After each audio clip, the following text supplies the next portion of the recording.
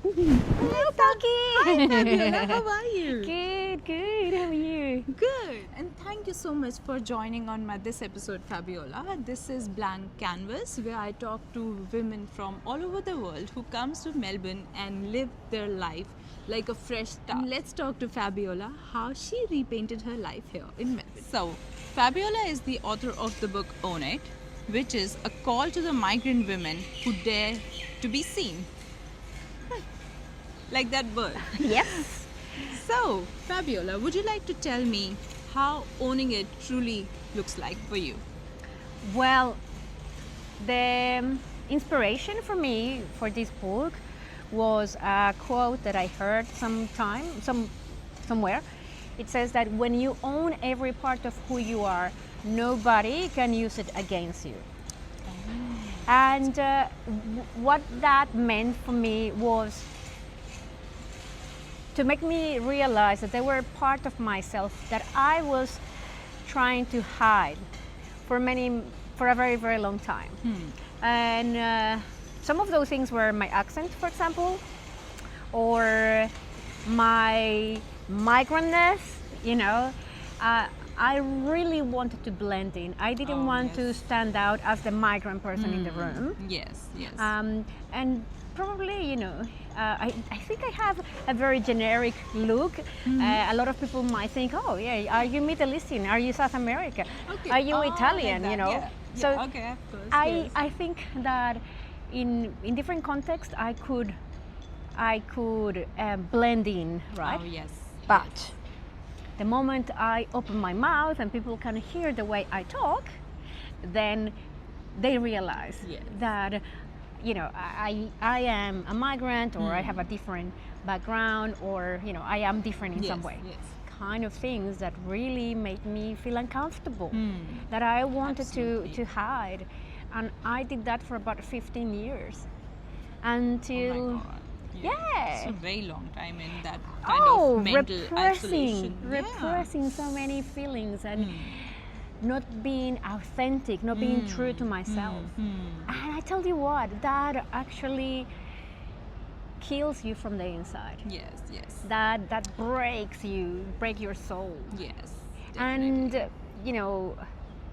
with time and with my work, working with migrant women and hearing their stories, it really gave me the chance to start embracing Yes. those parts of myself. That really gave me the insights to start embracing all of those parts about Yes, myself. yes. And one day I just adopted my accent, and I decided that I didn't have to change it. Yes. The funny thing is that, and this is something that I have confirmed time and time and time again, those things that we try to repress for so long are probably the source of our superpowers. Okay. So, at some point in time, I thought that was my weakness, like my accent, was the very thing that made me connect with other migrant women that were experiencing the same kind of feelings. Yes. And that was the very thing that brought us together as a community. Yes, definitely. So it was when I took ownership of that and stopped looking at that as a weakness, but more as a part of who I was. Yes. That Starting to embrace your real self rather than hiding it. Correct. Wonderful. That's such a nice idea of how you started to write this book, and then you are actually spreading it out there, and more migrant women are learning from you. Okay, Fabiola, let's ask our first question. What brings you to Melbourne, and how did you manage to repaint your life here in Melbourne? Oh, wow. That's a very interesting question. I've been in Melbourne 22 years now. Oh, that's a long time. Yeah, it's been a long time, and nearly half my life now. And how I repainted my life in here. Yeah. That is a very interesting way of approaching this question.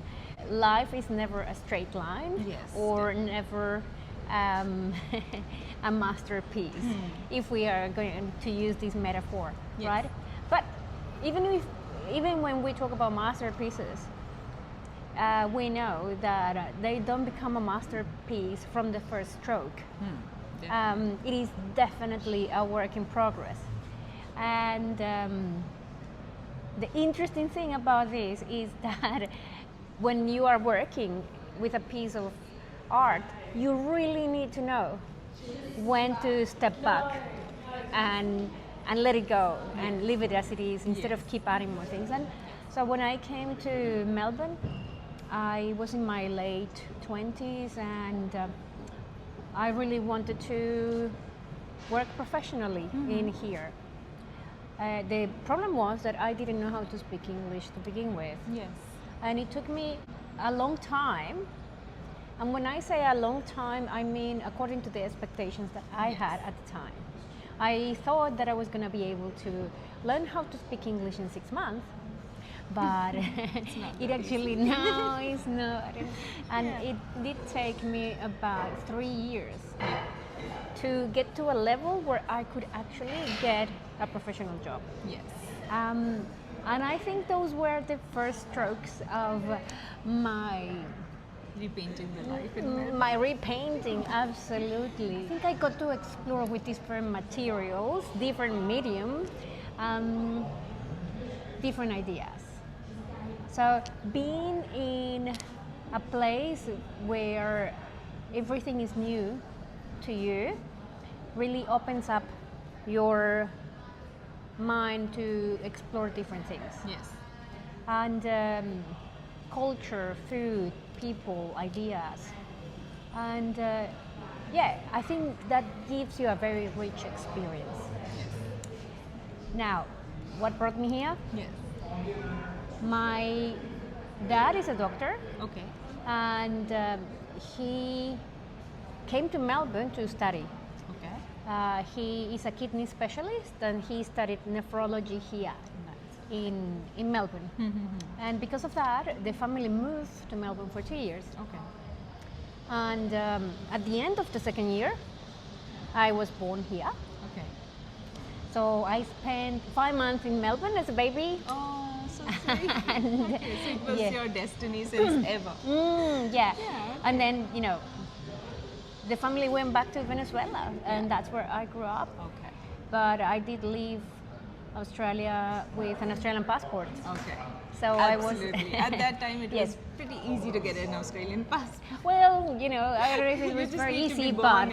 but being born here granted Yes, you an Australian yes, passport for definitely. sure. Yes. Yes. Now it doesn't, but yes, back in the days it did. Yeah. Yes. Absolutely. Good for you. Good on you. Great. So that's how we know how you came to Melbourne. Yeah, that's right. It was Wonderful. my childhood dream to Yeah. come and see this place. Yes, wonderful. What do you remember when you first came to Melbourne, and how did you expected the things here in Melbourne, and it kind of surprised you?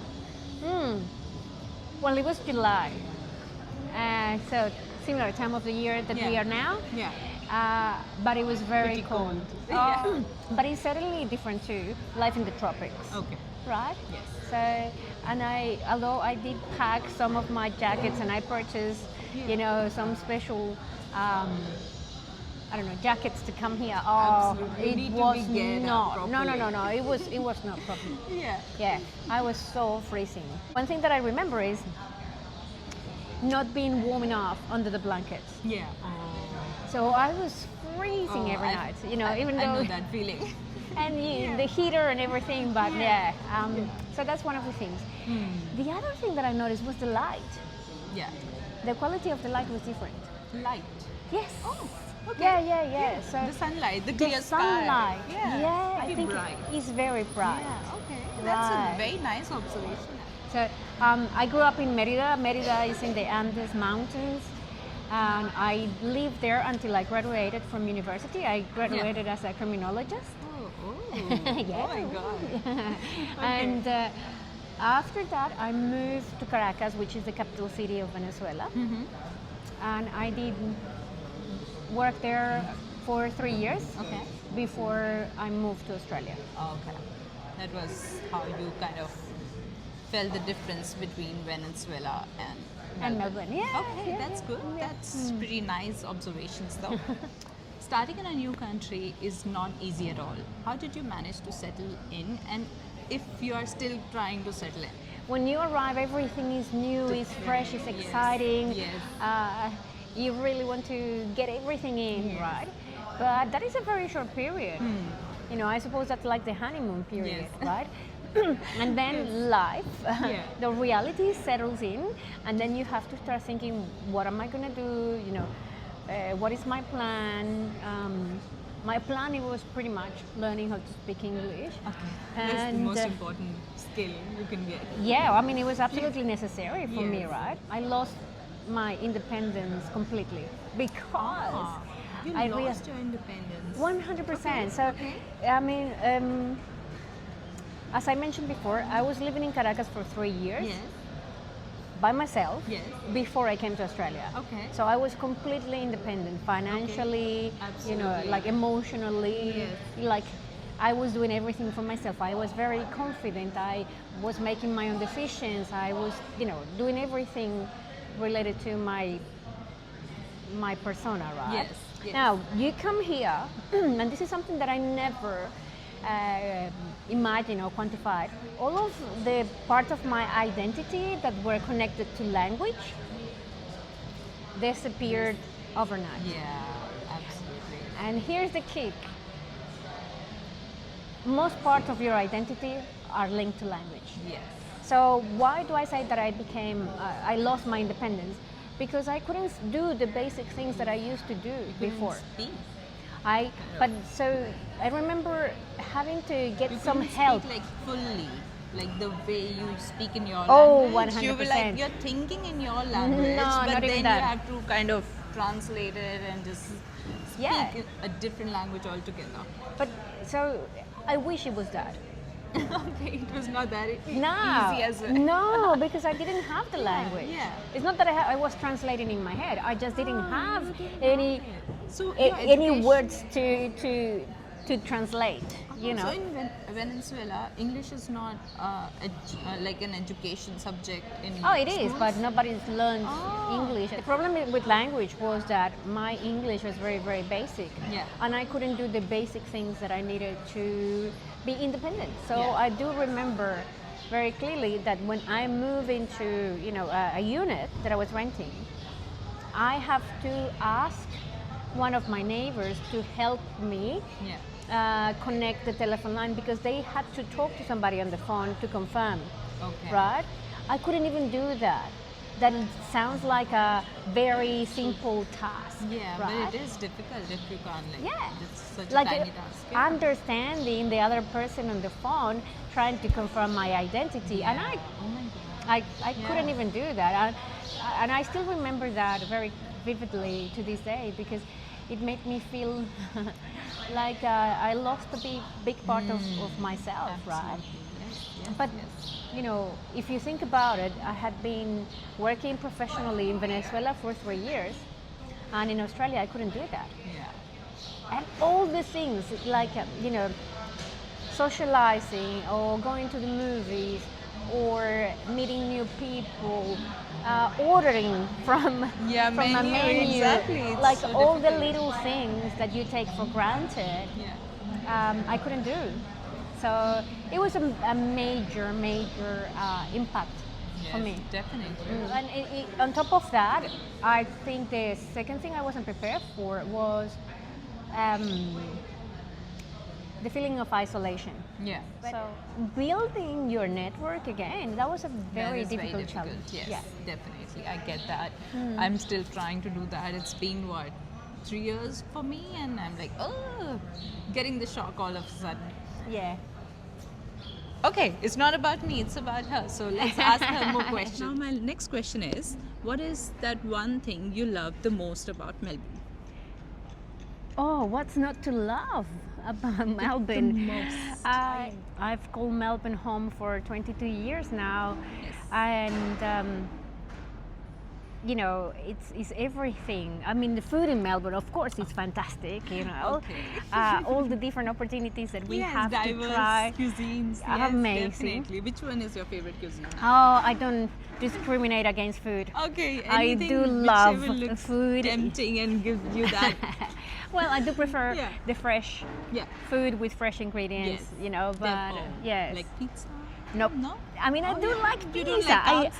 I do like pizza, Yeah. but I prefer, you know, the fresh ingredients as in salads and meat okay. and Yes. yeah. Oh, So wonderful. That's less very, carbs. very healthy choice. Yeah. Another thing that I really, really love about this place is the diversity that we have Yes.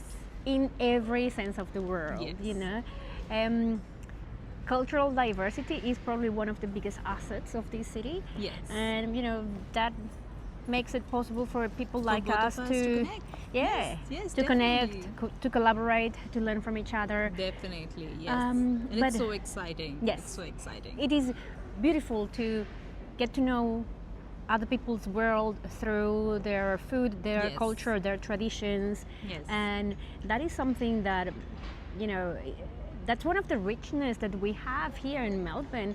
And Melbourne is a safe place to express Yes. your culture and to engage other people in, Yes, you know, and to understand what other mindsets are and then learn from them. And kind of for some, I also felt like accepting, like this is a good, like this is something other people do and Yep. I need to accept it rather than questioning each and everything, like, oh, everything needs to be done my way. But no, that's not how it works. If you want to live in a very diverse society, you have to start accepting other people as well. And the beautiful thing is that there is a next step after accepting, Yes. which is embracing. Which you is know, embracing, yes, and engaging. engaging, Yes, exactly. I think definitely. accepting is still has some resistance behind, Yes, right? yes. It's important. It's a very, very important Yes. step, but it still carries some resistance. But when you embrace the other as they are, Yes. nobody wants to be changed. Yes. Everybody yes. wants to be loved for who they Everyone's are. Like, yeah, exactly. Right? Yes. So, and you know, how would you feel if, yeah, Palki, I accept you, Yeah. Okay. but or I embrace you, I Yes. welcome you, Yes, I yes. celebrate you, Definitely. Definitely. That is and very not important. because you are like me, but because you are different to me. Yes. And I'm curious, and I want to Yes. learn. Yes. So I think that's curiosity. I would say is probably Comes with living in Melbourne. yes, yeah, a lot. Yeah, Definitely. yes. Oh, that's a wonderful answer. Mm. I'm so glad I asked that question. Okay, so shall we move on to the next question? Okay, so my next question is, what is something that you cherish so much about Venezuela and you miss it here? Our family, of course. Oh, of course. Bind us to, you know, our countries of origin are all the beautiful memories of our childhood, the positive emotions that are around that. So obviously family is a big part of that.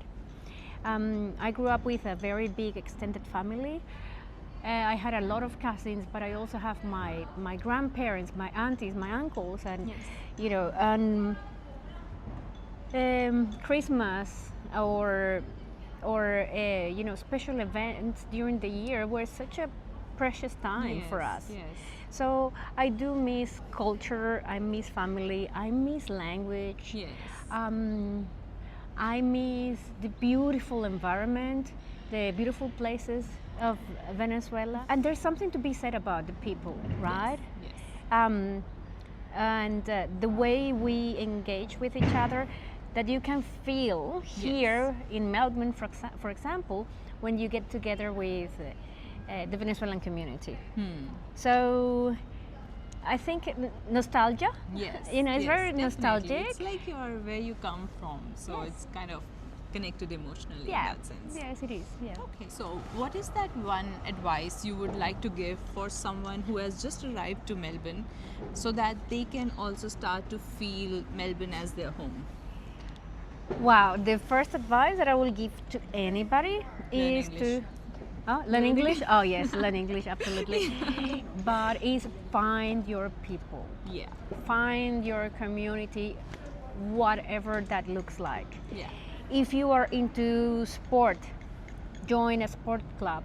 If you are into dance, find a dance club. Yeah. There is a club Yes. or a group in Melbourne for everything. Yes. If you are into food, into reading, into spirituality, into church, Yes. we have a community of professional migrant women. Yes. And we meet monthly in some of the main cities in Australia. Okay. Right? Yeah. And so find something. It could be a professional community, it could be a Yes. sport, it could be anything, but Find your what people. what I think is that is the fastest way to help you settle Yes. Yes. and build your social capital, which is your Absolutely. connections Yes. and Absolutely. and the ways of spreading, you Yes. know, your influence in Yes. this new place.